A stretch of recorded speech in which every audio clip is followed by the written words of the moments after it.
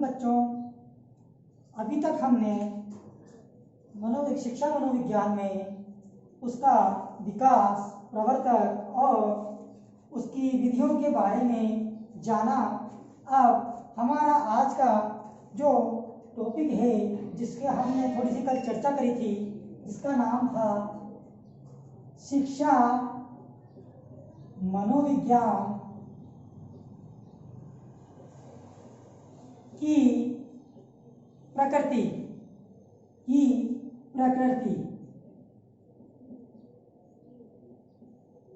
शिक्षा मनोविज्ञान की प्रकृति। जैसा कि हम जानते हैं, शिक्षा मनोविज्ञान की प्रकृति अत्यंत लचीली है। कैसे? क्योंकि इसको कला के साथ साथ विज्ञान के रूप में भी प्रयोग में लिया जाता है। विज्ञान और कला का मेल होने के कारण यह अत्यंत लचीली है।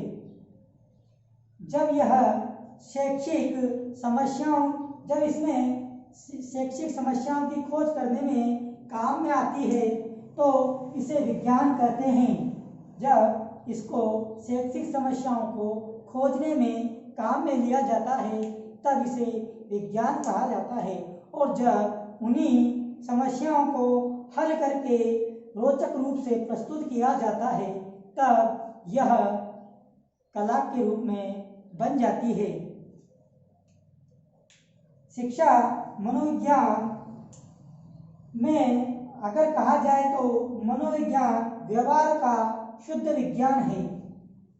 मनोविज्ञान में व्यवहार का ही अध्ययन किया जाता है, तो कह सकते हैं मनोविज्ञान व्यवहार का शुद्ध विज्ञान है। और अगर इसको शिक्षा के रूप में प्रयुक्त किया जाए, तो शिक्षा मनोविज्ञान शिक्षा के क्षेत्र में अनुप्रयुक्त विज्ञान है। मैं लिख देता हूं,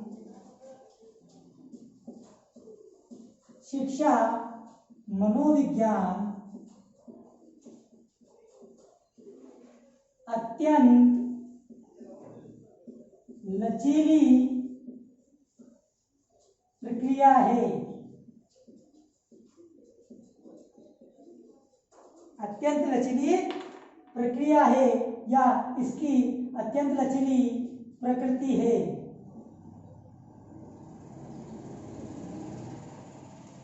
दूसरा है, जब इसको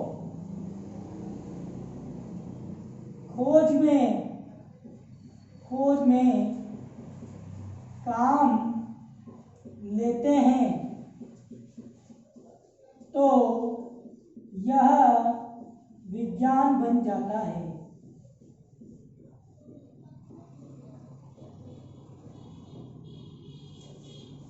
तो यह क्या बन जाता है? विज्ञान। और उसी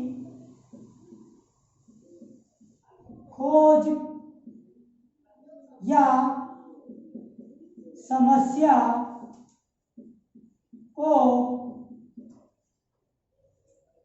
रोचक रूप से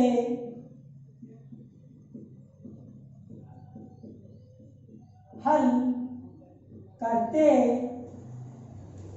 हैं, तो कला बन जाती है। तो हम कह सकते हैं शिक्षा मनोविज्ञान कला व विज्ञान का मिला-जुला, दोनों का मिला-जुला रूप है।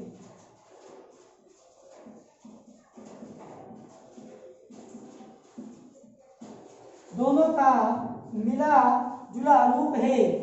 दूसरी बात, मनोविज्ञान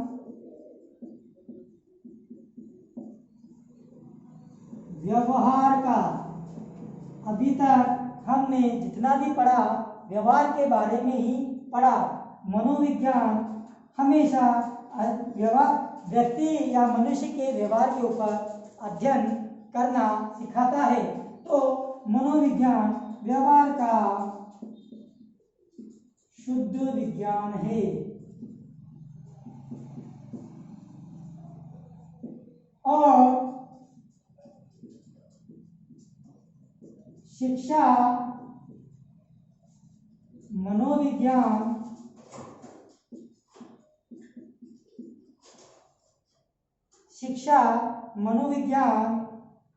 अनुप्रयुक्त विज्ञान है।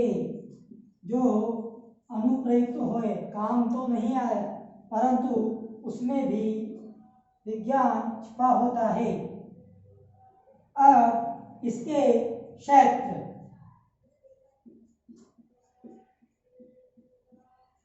इसके 8 क्षेत्र हैं। पहला है अभिवृद्धि एवं विकास, अभिवृद्धि एवं विकास। दूसरा है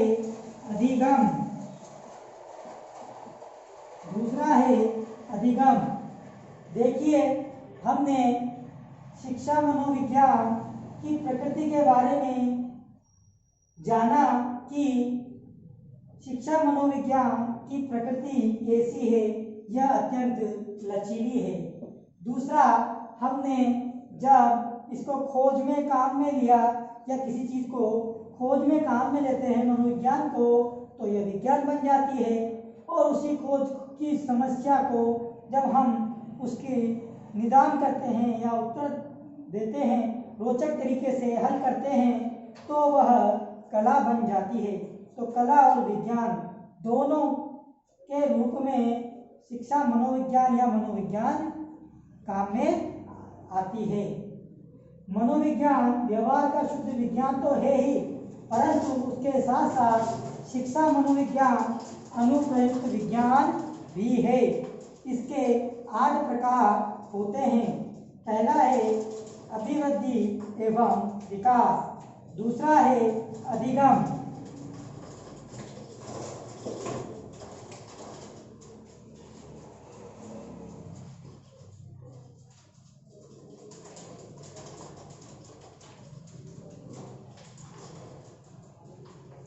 तीसरा है व्यक्तित्व,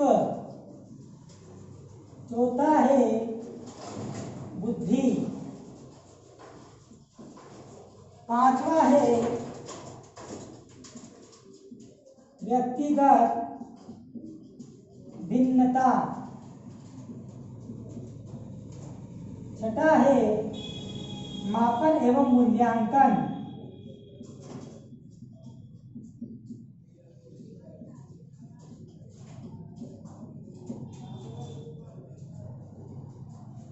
सातवां है शिक्षा शास्त्र और आठवां है सांख्यिकी।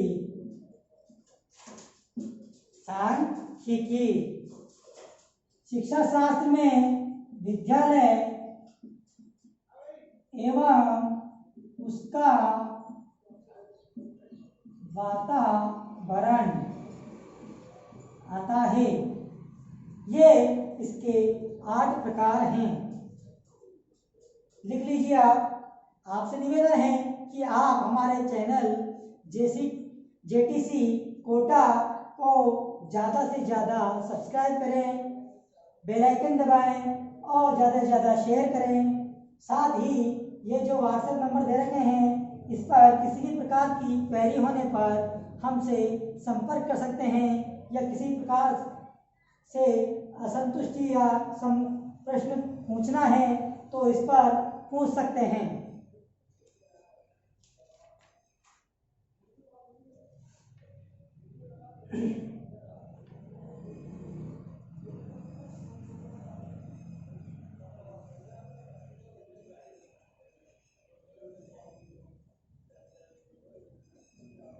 अभी तक हमारी शिक्षा मनोविज्ञान की प्रकृति चल रही थी।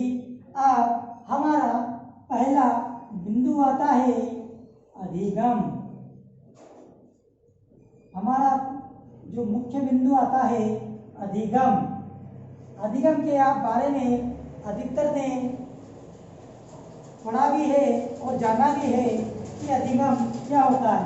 अधिगम का मतलब सीखना, अधिगम का मतलब सीखना, जिसे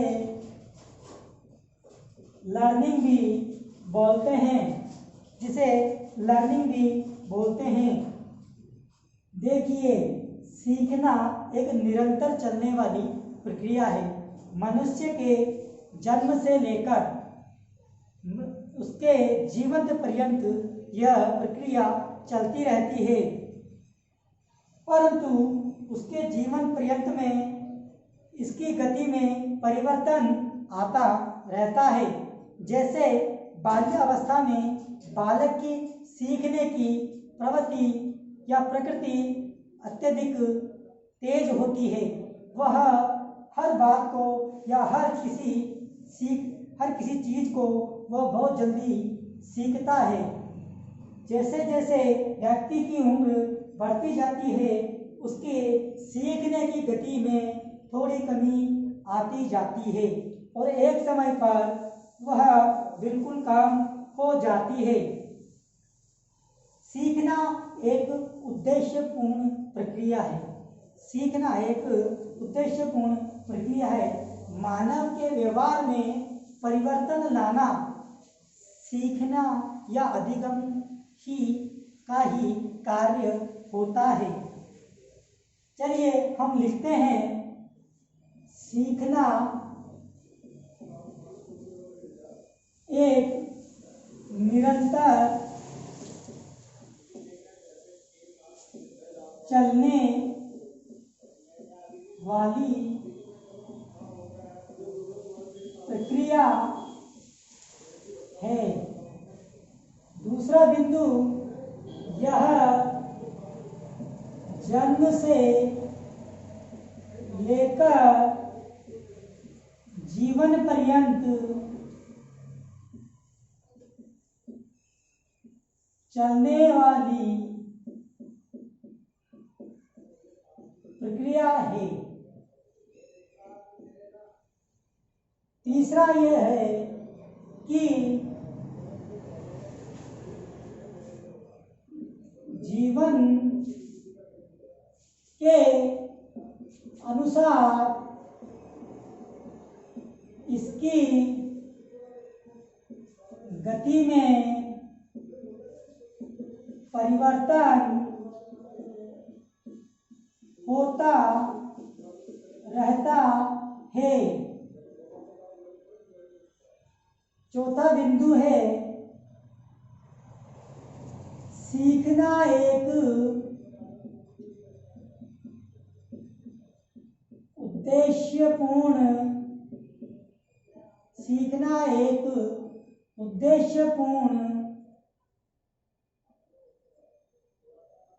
प्रक्रिया है।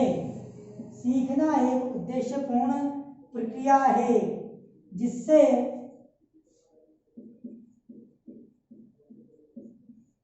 मानव व्यवहार में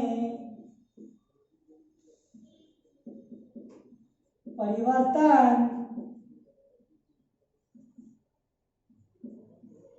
लाया जाता है। अभी तक हमने यही सीखा और जाना कि अधिगम बराबर सीखना। सीखना जिसको अंग्रेजी में लर्निंग भी बोलते हैं, इसके कुछ मुख्य बिंदु हैं। यह एक लगातार चलने वाली या निरंतर चलने वाली प्रक्रिया है। मनुष्य के जन्म से लेकर जीवन पर्यंत चलने वाली प्रक्रिया है। अर्थात मनुष्य जन्म से लेकर जीवन पर्यंत कुछ न कुछ सीखता रहता है। जीवन के अनुसार इसमें कुछ उतार चढ़ाव या गति में कमी या तेजी आती जाती है। और सीखना एक उद्देश्यपूर्ण प्रक्रिया है। इसका उद्देश्य यह होता है कि मानव के व्यवहार में परिवर्तन लाना। अब जैसे आदत प्लस ज्ञान प्लस अभिवृत्ति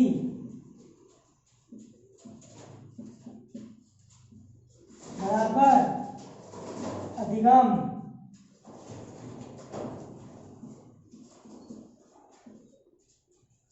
ये एक सूत्र बन जाता है। अगर हम कहें आदत और ज्ञान और अभिवृत्ति से मिलकर ही अधिगम बनता है। आदत ज्ञान अभिवृत्ति से मिलकर ही अधिगम बनता है। क्रो एंड क्रो के अनुसार अब हमारी परिभाषाएं शुरू होती है। पहली परिभाषा दी क्रो एंड क्रो। आदत ज्ञान एवं अभिवृत्ति का अर्जन, अर्जन माने ग्रहण करना ही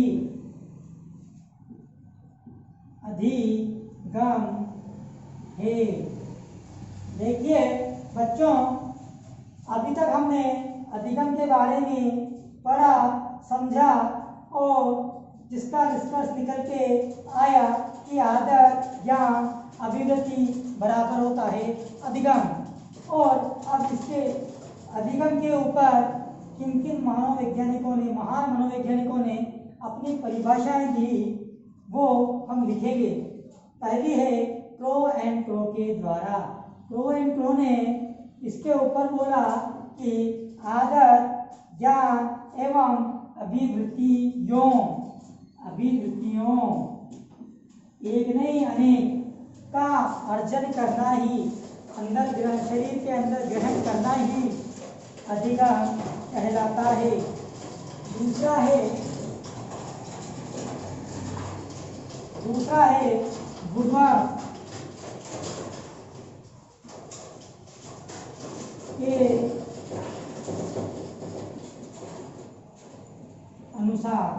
वुडवर्ड के अनुसार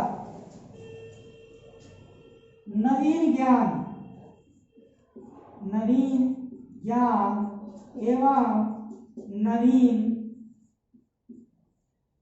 नवीन प्रतिक्रियाओं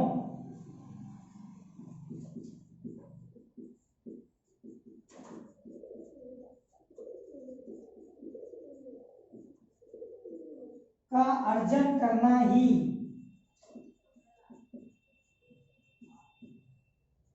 अधिगम है, अधिगम कहलाता है।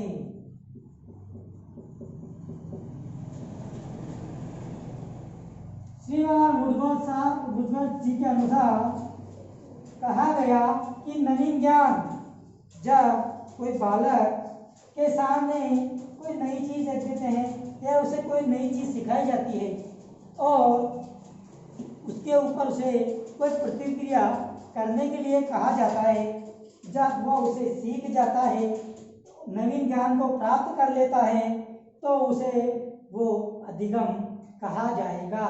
वह उसे सीख गया और सीखना ही अधिगम कहलाता है। अब हम आगे चलते हैं। अगली जो परिभाषा है वह है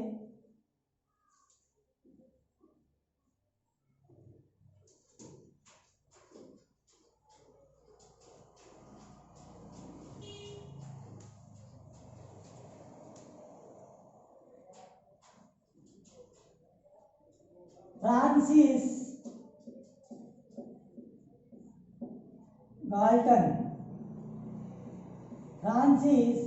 गाल्टन। इन्होंने कहा कि अधिगम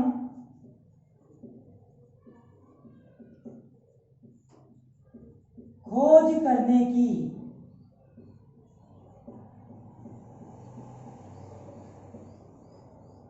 प्रक्रिया है। अधिगम खोज करने की प्रक्रिया है। किसी भी नई चीज का आविष्कार करना ही अधिगम कहलाता है।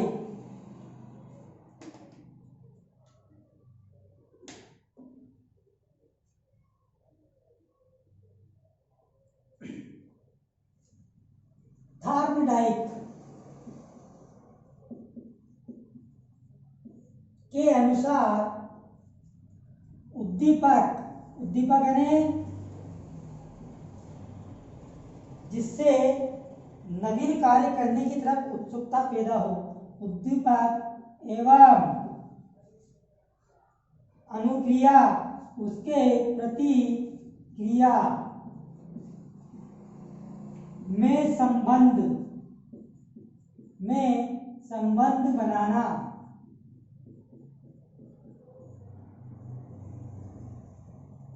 या स्थापित करना, बनाना या स्थापित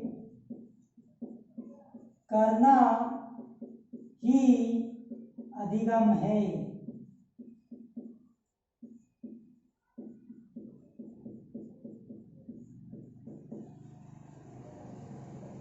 कहलाता है।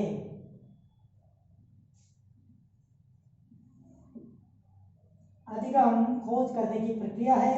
फ्रांसिस गाल्टन थॉर्नडाइक के अनुसार उद्दीपक एवं अनुक्रिया में संबंध बनाना या संबंध स्थापित करना ही अधिगम कहलाता है। पावलोव के अनुसार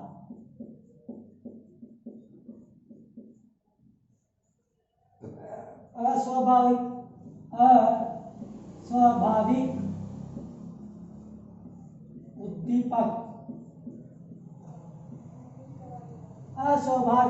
उद्दीपक के प्रति आदत का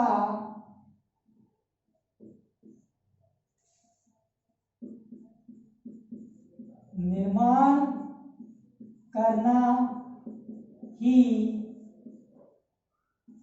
अधिगम होता है या कहलाता है।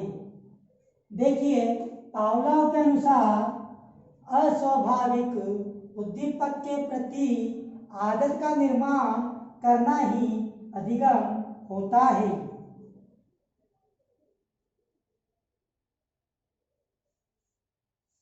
स्किनर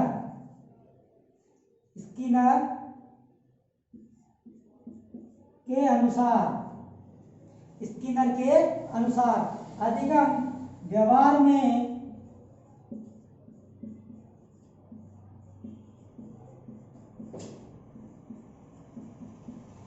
उत्तरोत्तर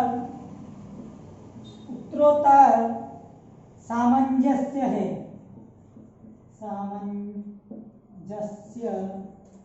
है, यानी व्यवहार में परिवर्तन लाना, उत्तरोत्तर सामंजस्य, व्यवहार में सामंजस्य बैठाना किसी नई चीज के लिए या सीखने के प्रति, वही अधिगम कहलाता है। गेस्टाल्टवादियों के अनुसार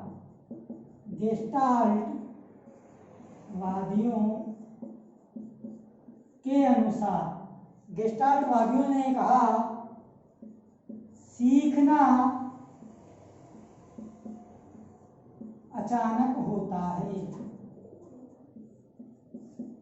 सीखना अचानक होता है। अब्राहम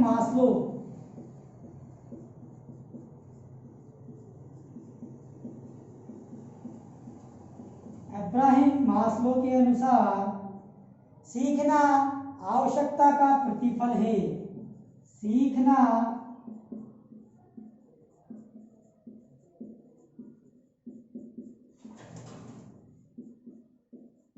प्रतिफल है। सीखना आवश्यकता का प्रतिफल है। जीन पियाजे के द्वारा